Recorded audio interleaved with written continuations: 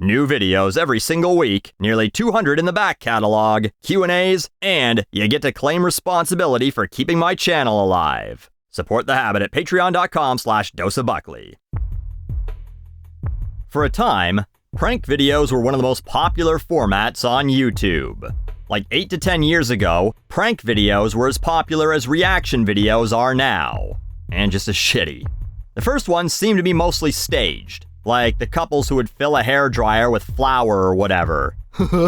They tried to dry their hair, but they got flour on them instead. Incredible comedy. The Three Stooges would have loved that bit in 1937. Then it shifted to the social experiment era, like the Sam Pepper thing where he was touching women's asses with a fake hand, like, oh, what would happen if you touched a woman's ass? Who could ever know? Quick, let me get my lab coat. He then claimed these were staged and scripted too, probably to avoid charges. Then it seemed like they just kind of fell out of favor, a relic of a simpler time on this platform when we were entertained by things like a chubby Korean man doing a horsey dance and two Scandinavians pondering the sounds of vulpine animals. But, much like, I'll say, rant comedy, just because it's no longer popular on here doesn't mean some idiot's not doing it anyway. And I'm sure you won't be surprised to hear that, in an attempt to get more clicks and views, the people still doing prank videos have become more annoying. Luckily, a jury just made it legal to deal with them however you want. So, here's the story.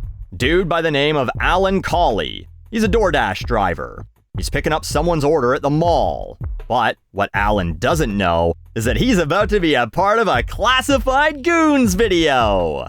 Lucky him, right? So, the video shows Tanner Cook, the channel's main guy, I guess, doing this hilarious prank where he keeps shoving his phone into this guy's face that seems to be playing some looped clip over and over. Alan Colley tells him to stop several times, Tanner follows him, and Alan pulls out a gun and shoots him. Tanner lives. The story says that he was shot in the stomach and liver. Looks like this guy had a lot of stomach to spare. Oh, Buckley, come on! Anyway, there's footage of this. There's no denying it happened. Alan Colley shot a man for shoving a phone in his face over and over. And, God bless America, you know what happens? A jury acquitted him, stating that he did in fact have the right to act in self-defense. He was found guilty on a lesser charge of unlawfully discharging a firearm. Like as if he fired it into thin air, into nothing. Maybe at a wall. A dumb wall, with a backwards hat covering its Cro-Magnon forehead, breathing exclusively from its mouth, that can't take a hint. I'd like to read to you a couple of my favorite quotes from this article. First one's from the lawyer who was representing Tanner, the YouTube prankster. We don't like our personal space invaded, but that does not justify the ability to shoot someone in a public space during an interaction that lasted for only 20 seconds. According to this jury, it absolutely does. I would like to know how many seconds he feels an interaction should last before the hardware comes out, though. Second quote is from Tanner himself. He was asked what he thought of the verdict. He said, "I really don't care. I mean, it is what it is. It's God's plan at the end of the day." Dude, if you believe in God's plan, I don't think there could be a bigger sign that he doesn't want you doing this anymore than being shot. God said, "Listen, goofball. Harassing strangers in public places for clicks and likes to placate thine own ego? Committing the sin of pride? Be glad I didn't strike you down permanently." So, God's not on your side, the jury's not on your side. Well, how about the general public? Well, let's go to Twitter, where surely we will find only the most empathetic comments. Good, they got it right finally. Good for him. Was deserved. It's open season on streamers, guys. Mind blown emoji. Absolutely the right decision. Self-defense needs to stay strong. If you physically harass someone constantly despite being told to stop, you should have no defense from any action being taken against you. It's a deliberate decision to inflict harm on someone. Take out the trash. They deserve it. Lots of people posting the fuck around and find out graph meme. This can only happen in America, the land of possibilities. One person asked the most important question, did the customer get his food delivered still? People point out that this guy's channel is full of this type of low-effort garbage. We have fake vomiting on Uber drivers, taking people's groceries prank, deliberately filming in people's faces prank, aggressively sniffing in people's ears prank. Gets heated. This guy has been doing this channel for a little over a year now, and honestly, the fact that he lives in a state that allows licensed concealed carry for firearms and it took this long to happen is the biggest shocker to come out of all this. But hey, you gotta give it to Tanner. The kid's got guts. Fewer than he had before after the surgery, I'm sure, but this hasn't stopped him. In fact, he used this whole incident as content, never let an attempted murder go to waste, and then, almost immediately after that, did a video where he fucks around at an airport. Because you know who likes to be pranked? Who has a wild sense of humor about their jobs? Airport security.